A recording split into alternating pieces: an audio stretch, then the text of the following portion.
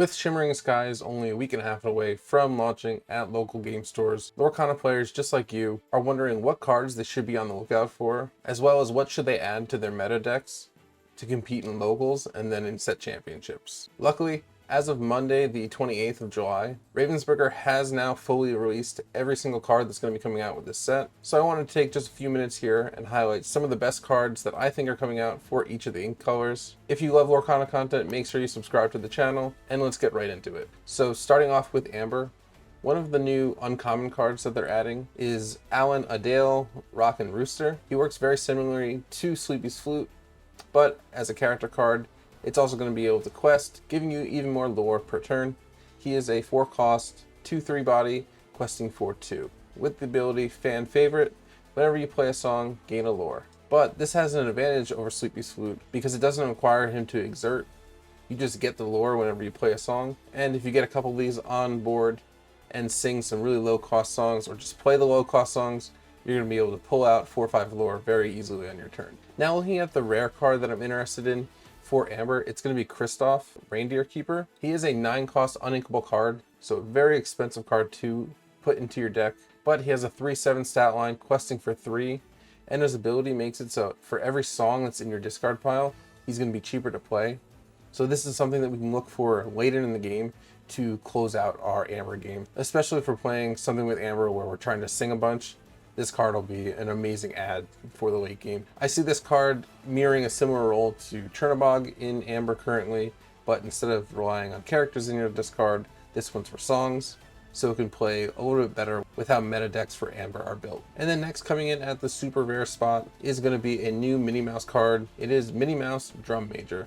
She's a 5-cost inkable, 4/4 body, questing for 2, and this is a Floodborn character, so she's going to have Shift 4 with the ability Parade Order. When you play this character, if you use Shift to Player, you actually get to go search your deck for any character card, reveal it to all players, shuffle your deck, and then you get to put it on the top of your deck. So it'll be the next card that you draw. This will be the second search card that Amber is getting. Now in the last set, we really didn't see Alma Madrigal being used too often because it restricted you to just going and getting a magical character. But this mini is completely unrestricted. It can search for any character card in your deck, meaning we're going to be able to do some really cool combos with this. And then finally, the legendary card for Amber that I'm super excited about is going to be Prince Naveen. He is a 4-cost uninkable, 3/3, questing for 2. He has Singer 6, but the best part about this card is his ability. It's beautiful, no? When you play this character, you may also play a song, 6 costs or less, for free. Just thinking about all the different song options that you have in maybe like Steel Song, in Amber itself, or even maybe in Emeralds if you're doing an Emerald Amber deck, being able to play that extra action for free and getting a nice body on the board is going to be a really awesome thing to have in set 5. Alright, and now moving on to the Amethyst cards coming in Shimmering Skies. We are getting a 1-cost inkable Cogsworth card with a 1/1 body, questing for 1, with the ability Time to Move It. When you play this card, chosen character gains rush for this turn. Now the ability itself is very good, being able to, for 1 ink, give another character rush, can set up some pretty awesome combos. But the fact that it's a Cogsworth card, and it's only a 1 ink card, means that we can get our Cogsworth shifts out even earlier, meaning adding this into a blue and purple deck where you want the Grandfather Clock Cogsworth as a nice shift target with an amazing ability. This common card is definitely something that's going to be easily attainable and could be something that works its way into a lot of decks. Coming in at the uncommon rarity, we are getting another Maleficent card. This one's Maleficent Vexed Partygoer. She's a 3-cost inkable, 0/4, questing for 2, with the ability What an Awkward Situation. Now the reason I'm highlighting this card is, as far as I know, this is the second card in Amethyst that's going to be able to deal with items, but it also has the benefit of dealing with locations and characters as well. So the ability reads, whenever this character quests, you may choose and discard one of your cards to return a chosen character, item, or location with 3 costs or less to the player's hand. Meaning for just 3 costs of our own, if we can get this to stay on the board, we can cause havoc, making it so that certain locations are never able to get their lore, or maybe that our opponent's never able to use their items without having to repay for it. And with it targeting 3-cost items, this could be real havoc against things like Fishbone Quill but also having the flexibility to deal with characters could make this a really interesting include in the new meta. And then up next in the rare spot, we are finally getting what I think is going to be a very exciting Ana card. It's Ana Mystical Majesty. 7 cost uninkable, 4/5, questing for 2. She's a shift 4, so we'll be able to get her out a lot sooner than that 7 cost. And her ability reminds me a lot of Elsa's abilities, being able to turn other characters. But what makes this ability very special is that it's actually a board-wide ability for your opponents. So the ability Exceptional Power, when you play this character, exert all opposing characters.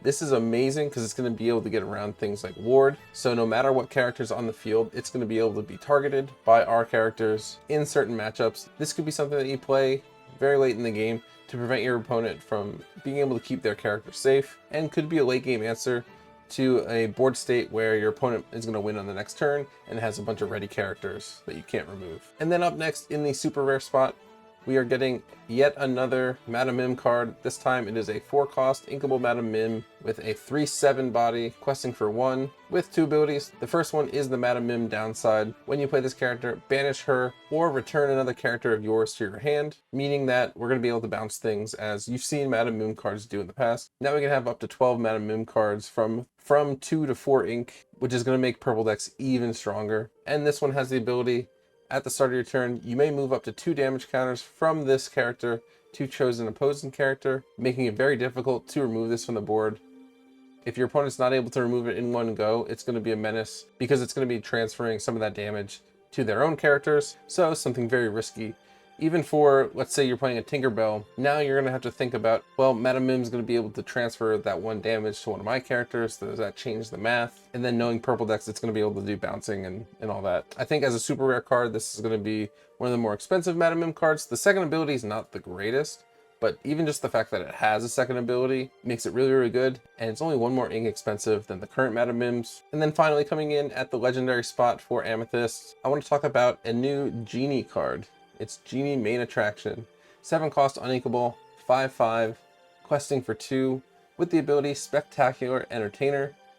When this character is exerted, opposing characters cannot ready at the start of their turn. Now this card, if your opponent's not able to remove it with any actions, it's going to be able to stay on the field and totally lock down the game state once you get past that initial turn.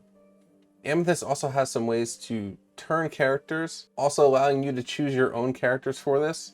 So this could be a surprise combo that we see to lock your opponent out from questing or attacking with anything that they have on board. I think it might be interesting to see how this gets used. It might not be the most meta card that comes out, but I think if you use it in a fun and creative way, this could be something really spicy to add to a deck. All right, now moving on to Emerald. I want to talk about a common card that is unlocking a new playstyle for Emerald, and that's going to be Clarabelle, Clumsy Guest.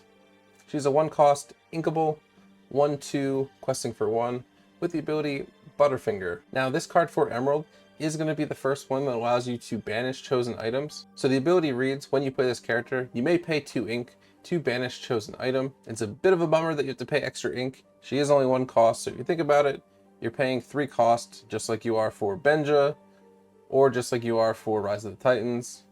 And you're going to banish an item, which means now adding this ability into Emerald means that you don't need to run Steel into a meta heavy with items to be able to answer them. We're going to see more color combinations being able to answer items in their own interesting ways. And next up, we're going to be talking about a new uncommon Robin Hood that's coming with the next set. It's Robin Hood Sneaky Sleuth. He's a Floodborn, 5 cost inkable, 3 strength, 5 willpower, questing for 1. The best parts about this card is it is a shift character and it has the ability Clever Plan. This character gets +1 lore for each opposing damaged character in play, meaning that let's say you're able to play a Tinkerbell, damage everything for just 1. You're going to boost this Robin Hood's lore and potentially surprise your opponent questing for 5 or 6, depending on how many characters they have on board. And I really like this alternative playstyle of Emerald, of taking advantage and getting bonus abilities for damaging opposing characters. Speaking of benefiting from your opponent having damaged characters, there's another Robin Hood coming in the set in the rare slot. It's going to be Robin Hood Timely Contestant. This one actually comes in the starter decks they've shown, which is really cool because it's going to keep it nice and cheap for us to get. And it's a 9 cost uninkable, 6/6, questing for 4, with the ability Tag Me In. For each 1 damage on opposing characters, you pay 1 less ink to play this character. and this character has ward, meaning that if we are able to get a bunch of damage onto our opponents, let's say a bodyguard's on the board and we're able to put 2 damage on that, just thinking about some of the combinations of putting damage on characters means that I wouldn't be surprised if you're constantly able to play this at 4 or 5 ink in most situations. But depending on the situation, I also wouldn't be surprised if you can get this out for 2 or 3 ink, because it's for every single damage on an opposing character, you pay 1 less ink. So if you can play a Tinkerbell, you can play a Grab Your Sword, and it keeps things on the board on their side of the field, it's going to drastically reduce the price of this Robin Hood. And now you have a 4 lore character on the board with ward that can survive most board-wide damage abilities. And then finally for Emerald, I want to highlight the legendary card slot. And for this, we're going to go back to Clarabelle, this time with Hoofing It. She is a 7-cost inkable Floodborn with a 5/6 body questing for 2. She has Shift 5 with the ability at the end of your turn, choose an opponent. If they have more cards in hand than you, draw until you have as many cards as them. This is going to allow you to play super aggressive with inking, with playing your cards, discarding your cards, and then you'll be able to get all that back, especially benefiting if your opponent's playing something like Amethyst with all the card draw, with Steel with all the card draw, or if they're playing Sapphire and been playing a bunch of popsicles. You can benefit from that, play your cards, and then at the end of the turn, you can just get all those cards back.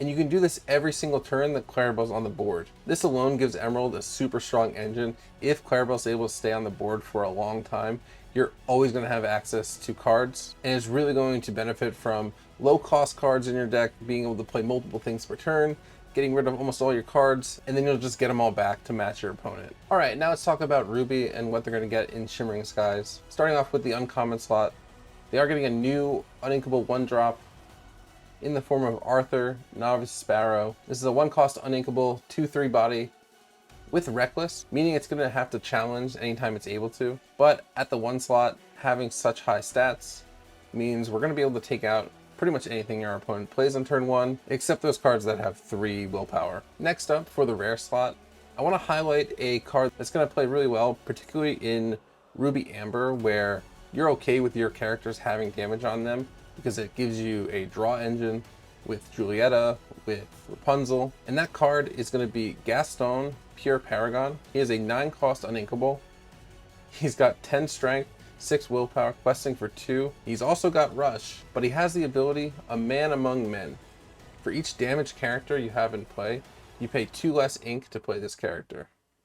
So if you can combo this out with the Mulan that comes in damaged, or the Beast that comes in damaged, you're going to drastically reduce the price of this Gaston, and he's going to be able to take out anything that's exerted on the other side of the field, or any location that's on the other side of the field with that 10 strength. And then because you have those damaged characters on board, you can play your draw engine like your Rapunzel, your Julieta, and you can turn the downside of this card really into an upside, which is something that's really strong. This is also an amazing pull if you get this, if you're playing a Mufasa. If you pull this and put this onto the field, it's taking out anything that's on the field already. So this in particular is something I'm really excited to build a deck around, and could be really fun given the perfect situation. Now next up, at the super rare rarity, I want to take a second to talk about a new Maximus card. This is going to be Maximus, champion of the team, 6-cost inkable, 3 strength, 5 willpower, questing for 2, with the ability A Reward Worthy of the King. At the end of your turn, if you have a character in play with 5 strength or more, gain 2 lore. If that character has 10 strength or more, gain 5 lore instead. Now on its own, this character is good, but it's not great, because having those big characters on the board is an easy target for your opponent. The good thing about this card though, is that you get the lore at the end of your turn, not the start of your turn, meaning that if you're able to play that big Gaston, you're going to instantly be able to get 5 lore just from playing him, because you already have the Maximus out. I can really see this putting on just as much pressure as a Flynn for Ruby, and also because it's an ability that's activated at the end of your turn, this could be a card that really starts to benefit from support characters all giving their strength to one character to meet that 10 strength requirement, which is a style of gameplay that really hasn't seen meta play at most tournaments. So I'm really excited to see more end of turn effects just like this one start to come into the game to really change up what we expect to know as the perfect playstyle for Lorcana. Then at the legendary rarity, Although I do love the artwork on the Donald Duck, and I think the enchanted card is something that I personally will be chasing for this set. The other legendary revealed for Ruby today is absolutely insane. It's another Robin Hood card, this time Robin Hood Sharpshooter. He's a 4-cost uninkable, 1 strength, 4 willpower, questing for 2, with the ability My Greatest Performance. Whenever this character quests, look at the top 4 cards of your deck. You may reveal an action card with 6 costs or less and play it for free. Put the rest in your discard. Now I know it sounds scary putting those cards just into the discard, but when you combo this with Amber, with the ability to bring things back from the graveyard with your Hades, with some of the new actions coming with Shimmering Skies, it's not the end of the world, and being able to play something 6 costs or less for free, like a Big King Undisputed, a Brawl. If you're playing with Steel, you get a free Grab Your Swords, you get a free Smash. The only card that you'd be disappointed to pull with this card draw would be probably Be Prepared, but anything else that you see, I'm sure you'll be more than happy to have. All right, and then next up, we do have 2 more ink colors to go over for our characters. First up is going to be Sapphire. Sapphire for this set is going to get a new common, the Queen card. This one is the Queen, Cruelest of All. 2-cost inkable, 0 strength, 4 willpower. Questing for 1, and it has Ward. Now this card on its own is not too big of a deal, but I love playing shift targets that have Ward, meaning that your opponent has very little chance to answer them. And as we know, there are some great Queen cards in Sapphire, great Queen cards in Amber, and being able to get this onto the board and survive a turn is going to be awesome, especially with that Ward ability. Next up in the uncommon slot, we're going to talk about ability that everyone knows and love. It's going to be Ramp, with the 2-cost Tipo, Growing Sun, 2-cost inkable, 1 strength, 2 willpower, questing for 1, with the ability Measure Me Again. When you play this character, you may put a card from your hand into your inkwell face down and exerted. This is very similar to One Jump Ahead. This is similar to Mickey Mouse. And if you have the card draw available to you, this is going to allow you to pick and choose and filter cards out of your hand that you're not able to use, which gets rid of the downside of cards like Mickey, cards like One Jump Ahead, where you don't know what card went into your inkwell. You're going to be able to pick and choose when you play this Tipo card. So as long as you have the card draw, I can see this easily replacing some of the known ramp engines in the current meta decks. Next up, another 2-cost card to talk about, this time in the rare slot, will be the 2-cost Chicha, Dedicated Mother. 2-cost uninkable, 2 strength, 1 willpower, questing for 1. She does have support and the ability One on the Way. During your turn, when you put a card into your inkwell, if it's the second card you've put into your inkwell this turn, you may draw a card. Combo this with cards like Belle, Strange but Special, where you're putting 2 cards in your inkwell, or if you play like a One Jump Ahead and get that second card into your inkwell, you're going to be able to replenish your hand, allowing you to have a little bit extra card draw without having to play too many draw engines. I really like the idea of this card. It really opens up the ability to do like a no wheel, and I love that Sapphire is getting more and more ways to draw cards on their own. And then next up for Sapphire, we're actually going to skip the super rare and head straight on to the legendary, because I think both of them are worth talking about here. First up is going to be an early reveal that we've got. It's going to be the 6-cost Merlin, Intellectual Visionary, 6-cost uninkable, 3 strength, 7 willpower, questing for 2. It's a Floodborn, so it has Shift 5 with the ability Overdeveloped Brain.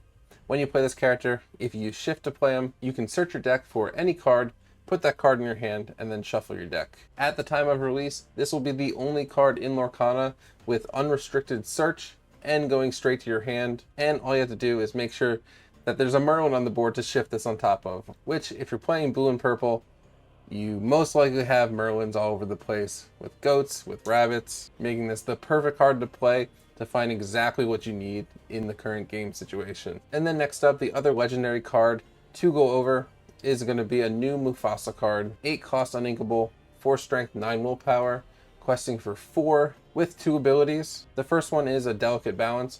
When you play this character, exert all cards in your inkwell, then return 2 cards at random from your inkwell to your hand. This is the first time that we've seen cards from the inkwell being able to be removed from the inkwell in any way, which is very exciting, because usually what Ravensburger does is they'll usually add such an ability to 1 or 2 cards in a set, and then we start seeing it more often in the next set as a secondary theme for that ink color.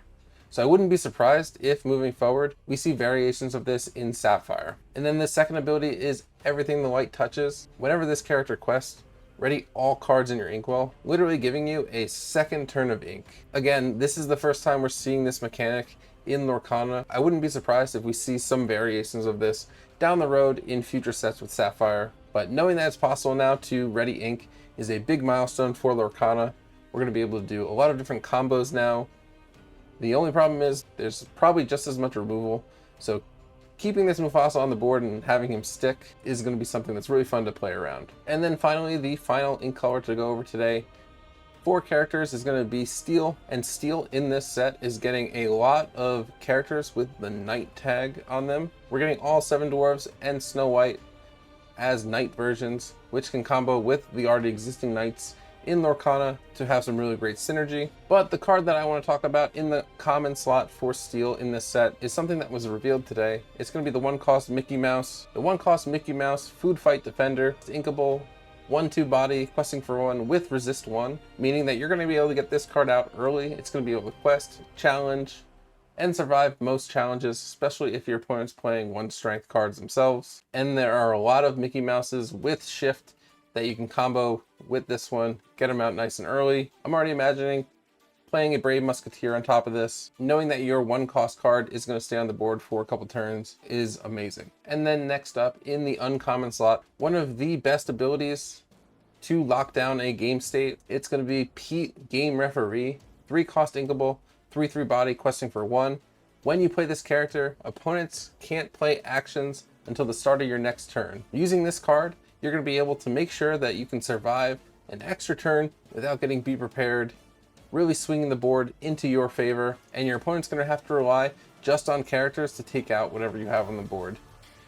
We did have a Tiana that has this ability, but it was very limited and you had to have no cards in your hand, so it was really hard to activate. Now that we have one that gets this effect upon entering play and lasts until the start of your next turn, means that we're going to be able to shut down games even faster because our characters are going to be pretty safe on the board going wide, because there's not going to be too many board wipes unless it's character-based board wipes. And then next up in the rare slot, I just want to highlight one of the Knights that's coming with the Snow White and 7 Dwarves. It's going to be Doc Bold Knight. He's a 2-cost uninkable, 1 strength, 3 willpower, questing for 1, with the ability Drastic Measures. When you play this character, you may discard your hand to draw 2 cards. Now on its own, this might seem like a downside, especially playing at turn 2. You're usually going to want to avoid doing that in most cases. But even drawing into this late, being able to play it when you don't have too many cards in your hand, maybe you're top decking this, you're going to be able to play it and draw 2 cards without the downside, meaning this could be a pretty sneaky card to include into your deck to draw some cards, especially if you're going to be locked out from playing actions because of that Pete card we looked at. And then next up, let's talk about Snow White herself. She's getting Snow White Fair-Hearted. It is a 5-cost uninkable Knight card, 3 strength, 5 willpower, questing for 3, with the ability Natural Leader. This character gains resist +1 for each other Knight character you have in play. This is thematically very similar to the Cinderella Stout-Hearted, being able to play a big body that's going to have a lot of resist, is going to be able to quest for a lot. I love the look of this card. I really hope it gets an enchanted, if not maybe a promo coming down the road. But this card in particular makes me really excited to play a Steel Song Knight deck now that we're getting more of that archetype into the game. That wraps it up for all the characters. Now let's talk about the new actions coming in the game. We'll do the same thing when we go through each ink color, and we'll start off with Amber, with some of the most broken abilities I think that are coming to Lorcana. We've got the 5-cost Revive. Play a character with cost 5 or less from your discard for free, meaning that you're going to be able to go in, find whatever card you need in a given situation. Being able to go into your discard and get that character onto the board is going to make it really nice to survive some of the board wipe mechanics or the removal that's in the current meta, and you'll know that you always are able to pull that back from the graveyard and get an advantage. Speaking of pulling things back from the graveyard and having an advantage, I need to talk about Blast from Your Past. It is a 6-cost song, and it reads, name a card, return all character cards with that name from your discard to your hand. Meaning if you're playing with magic brooms or you're playing with puppies, you could end up with 30 cards in your hand. Next up, let's talk about the actions coming to Amethyst for this set. First up, we have a 2-cost ability called Gathering Knowledge and Wisdom, and flat up, it is just a gain 2 lore. This is very simple and it's very cheap to play. Maybe if you combo this with Emerald, where you're taking actions back from your discard, you'd be able to get this out 8 times, and that would be 16 of your required lore in order to win the game if you've seen them all. And then another action that Amethyst is getting for this set, we have the action We Know the Way. For 3 costs, you're going to be able to shuffle any card from your discard into your deck, and then reveal the top card of your deck. If it has the same name as the card that you put back, you can play it for free. Otherwise, it'll go into your hand, which if you combo this into a Magic Broom deck, you're almost always going to be able to play a Magic Broom for free from playing this song. But even if you don't get it right, it's a 3-cost, return any card from your discard to your deck, and a draw 1, which is pretty good. Next up, let's talk about the actions coming to Emerald. First up, we've got Hypnotic Deduction. It is a 2-cost card, and it reads, draw 3 cards, then put 2 cards from your hand right to the top of your deck in any order. This could be a great way to filter out and get 3 new cards. Maybe if you really are desperate on ink, you can put some uninkables to the top of your deck, save them for later, you'll know you'll draw them, and now you have the ink to play them. Could be a really cool card to use. And then another action that was previewed pretty early on in the spoiler season is going to be Remember Who You Are. For 4 cost, if your chosen opponent has more cards in their hand than you, you get to draw cards until you have the same number of cards. This is very similar to the legendary Clarabelle, but in an action form. All right, and then next up, let's talk about the actions coming to Ruby for Shimmering Skies. First up, I want to highlight the song coming, and it's going to be a Frozen song, Don't Let the Frostbite Bite. It is a 7-cost song, but it allows you to ready all of your characters. They can't quest for the rest of the turn, but this is going to provide really great utility, especially when you're going wide. Being able to ready everybody, guaranteeing that you're going to be able to quest again. Maybe you combo this with playing a Pete on the same turn, meaning that your opponent can't challenge anything that you have, and they can't play an action to counter you. So you going wide is actually pretty safe if you're running Ruby and Steel. And then another card to take a look at, it's going to be a 4-cost Glimmer vs. Glimmer. Banish chosen character of yours to banish chosen character. Now initially, there is a big downside to this, but comboing it with other characters that have when they get banished effects means that you could make this into a 2-for-1 trade and actually turn it into a plus side. I'm just thinking about the Prince Eric card in Ruby that when he gets banished, you can also banish another character, or you can combo this with Amethyst where you're getting a benefit for your characters coming off the board. And at 4 costs, it's going to make this really cheap, something that you can play really early on the curve to take out a character as long as they don't have ward. All right, and moving on to Sapphire, I'm going to start by talking about the 1-cost uncommon coming. I'm Not Having Fun Anymore. It is a 1-cost inkable card, and it reads, choose one of your own characters, put it in your inkwell face down, and exert it. Now, ordinarily, this would not be the best use of the card, but we can take that downside just like we talked about with Ruby, and we can turn it into an upside. So maybe if you have a Smee that already has 2 damage on him, and you've quested already with him this turn, he's going to get removed at the end of the turn if you don't have a captain on the board. Maybe you play this and just put him into your inkwell instead. Or you combo it with an Amethyst character that gets you card draw, gets you lore. There are a lot of possibilities right now in Lorcana that would make this not a downside, and the fact that you're getting more ink for your future turns turns it into an even bigger positive. The other card I wanted to take a look at in Sapphire is going to be Vision of the Future. 2-cost inkable. Look at the top 5 cards of your deck, put 1 in your hand and the rest to the bottom. Being able to scry and look deep into your deck is something that's super strong in any card game, and at 2 costs, you're not paying too many resources to play. This is going to be especially useful when after your mulligan, you don't have a specific card that you need that's core to your strategy. You'll be able to go super deep, hopefully find it, and if not, you just put 5 cards to the bottom of your deck, so now you're even closer to getting to it. Next up, we're going to talk about Steel. Steel isn't getting too many actions in this set, but one of them is going to be Food Fight. It's a 1-cost uninkable, and it reads, your characters gain exert and pay 1 ink, deal 1 damage to chosen character this turn. Now, ordinarily, this wouldn't be too good because a lot of characters in Steel have way higher attack values, but you can actually use this to keep your card safe and get a little bit of a board clear, especially if you've gone wide.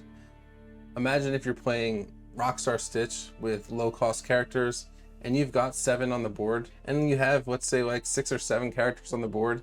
Each one of them is going to be able to freely exert deal damage, take out something big, and your opponent still has to answer it on the next turn. Will this card be meta? Most likely no, but Steel's not really getting too many good cards, so I thought I'd just highlight it. And then next up, the rare card coming for Steel is going to be a 5-cost Inkable Tug of War, and you get to choose one. Deal 1 damage to each opposing character without evasive, or deal 3 damage to each character with evasive. This could be like a cheaper Tinkerbell with the upside of being able to take out a lot of evasives in one go. Maybe this means you don't need to run evasives in certain deck combinations, because you can pull this out, deal 3 damage pretty wide, and unless they're running some very expensive evasive cards, this should be able to take out most of them. All right, and now on to the backstretch of the video. We've got to talk about the items coming in Shimmering Sky. Before we get started with this section, every single ink color is getting a Chromacon type of card, and they all will do something that generally plays with the identity of that ink color. So for Amber, its Chromacon card is going to be Exert to remove 1 damage from each of your characters. This makes a lot of sense with Amber having the support and healing abilities. It is the perfect fit for that ink color. For Amethyst, I actually want to highlight a different card. It is the Retro Sphere. For 1 cost, you can play it. It's inkable, and then once it's on the field, you can pay 3 cost at any time to banish that item, return chosen character, item, or location with 3 costs or less to that player's hand. We're starting to see more Amethyst cards have this item or location removal built into the descriptions. So it's cool to see this on a cheap item as well that you can just throw onto the field. And because it's only 1 cost, it fits really well if you were to play it with like a Tamatoa for blue and purple. Following up on that, the card I want to highlight for Emerald is actually the Obscurosphere, also a 1 cost inkable item. Pay 2 to use it, banish the item. Your characters gain ward until the start of your next turn. This could be used to protect all of your characters from things like a Madame Medusa. Maybe you expect some targeted spells to come out from a Steel player. It's a pretty cheap card to give some wide protection to your side of the board. And then next up for Ruby, we're going to talk about the expensive item in the set. For 3 cost uninkable, it is the Sword Released with the ability Power Appointed. At the start of your turn, if you have a character in play with more strength than each opposing character in play, each opponent loses 1 lore, and you gain lore equal to the lore loss. Now, in a standard core 1v1, you'll be gaining just 1 lore, and your opponent will be losing 1 lore, but you can combo multiple of these as well since they're just items. But I think in general, just keeping this on the board and keeping your opponent's lore total in check is something that we really haven't seen since set 1 with the Aladdins.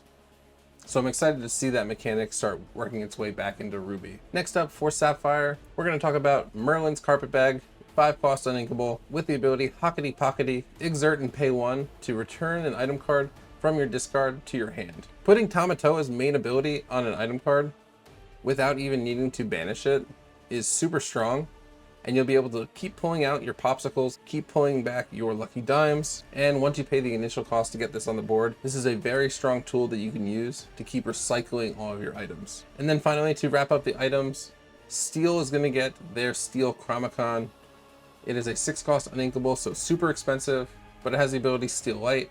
Exert it to deal 1 damage to chosen character. Probably the weakest of all the Chromacons, but being able to ping damage every single turn that this is on the board could be something very strong, but it's very expensive and uninkable, so I doubt that anything from Steel items wise sees play. All right, and now finally, the last section of the video. Let's talk about the new locations coming with Shimmering Skies. Each ink type is getting 2 locations. Starting off with Amber, I'm a fan of both locations, but I think the one that we really need to talk about is another Pride Lands card. It's Pride Lands Jungle Oasis. 3 cost, 2 to move, 8 willpower, 1 lore per turn, with the ability Our Humble Home. While you have 3 or more characters here, you may banish this location to play any character card from your discard for free. Like I said, Amber's getting a bunch of tools to pull things from the discard in this set in particular, meaning that we might finally have our answer to all the removal that we saw in set 3 and set 4 meta. Next up, I want to talk about the locations coming to Amethyst. One in particular that I want to highlight is going to be Elsa's Ice Palace, Place of Solitude. It's 3 cost uninkable. It's 1 to move characters here and 4 willpower, getting 1 lore every turn. with the ability Eternal Winter. When you play this location, choose an exerted character. While this location is in play, that character can't ready at the start of their turn, meaning that you're going to be able to play this card and then just lock down one of your opponent's cards, forcing them to remove it if they want to use their character again. I think this is a really funny. I love the exerted and ice themes that they're using with Frozen. I think the idea in general around this card is just very cool, and I love the artwork design as well. Next up, let's talk about Emerald. Emerald's getting a 2-cost, 2 to move, 7 willpower, called Sherwood Forest Outlaw Hideaway, with 2 abilities on it. Forest Home, your character's named Robin Hood, may move here for free, and Familiar Terrain. Characters gain Ward, and Exert, pay 1 to deal 2 damage to chosen damage character. I think having the ability to give your Robin Hood some Ward and move here for free makes this a very good card, especially in some Robin Hood decks. We're getting a lot of Robin Hood cards in this set in particular. Maybe you can throw some characters that have only 1 willpower here to be able to chip damage some of your opponents. Only time will tell to see if this can make its way into Robin Hood decks. It doesn't give you any lore per turn, and some of the Robin Hoods already have Ward, so this is really only benefiting like the Champion of Sherwood Robin Hood, but we'll just have to see. Next up for Ruby, I want to talk about Radigan's Party, Seedy Back Room. It is a 2-cost, 1 to move, 7 willpower, with the ability Misfits Revelry. While you have a damage character here, this location gets +2 lore. So you can combo this with some of the Ruby cards that come in with damage to instantly benefit from the ability. But other than that, the Ruby locations are a little lackluster for this set. Next up for Sapphire, I think both locations are actually worth talking about. First up, we've got Merlin's Cottage, the Wizard's Home.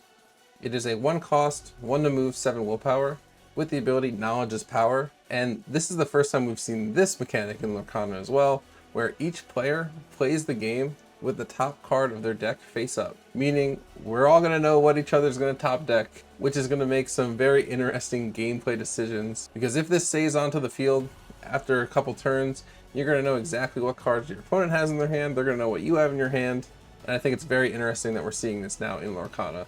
The other one is the Great Illuminary Radiant Ballroom, 3-cost, 2 to move, 9 willpower, with the ability Warm Welcome. Characters with support gain +1 lore and +2 willpower. I wanted to highlight this one as this is one of the first times recently that we're seeing support get some love. Giving them some extra lore and willpower is really good, allowing them to keep questing, giving their strength to other cards, and providing them that little extra safety. And finally, wrapping up our highlight video of all the cards for Shimmering Skies, we've got the Steel location, Badanon Villain Support Center, 3-cost inkable, 2 to move, 7 willpower, 1 lore per turn, with the ability There's No One I'd Rather Be Than Me. Villain characters gain Exert, pay 3 to play a character with the same name as this for free. I can already see in some villain decks being able to get out your more expensive Scars, your more expensive Hades. This could be really fun to really cheat out those characters and play them literally just for 3 on the next turn to give you a super huge advantage in the mid game. So something really to look out for might be the villain decks. And that has it. Those are all the cards that I want to highlight for Shimmering Skies. It releases in local game stores and Disney parks on August 9th. We'll be over at Disney Springs for the launch event. They're going to be having the D23 collector set available for purchase. So hopefully we can go over there, see what it looks like in person, and then also get our new playmat and all the new goodies that are coming out with this set. I hope you guys enjoyed the video. I can't wait to record some content with this set. Stay tuned for the next 2 weeks. We're going to try to put together some potential new meta decks with all these new cards as we wait to get our hands on the cards themselves. If you haven't already, please subscribe to the channel. We are almost at 500 subs and I really appreciate it. But if not, I thank you for watching this long and I'll see you guys next time. See ya.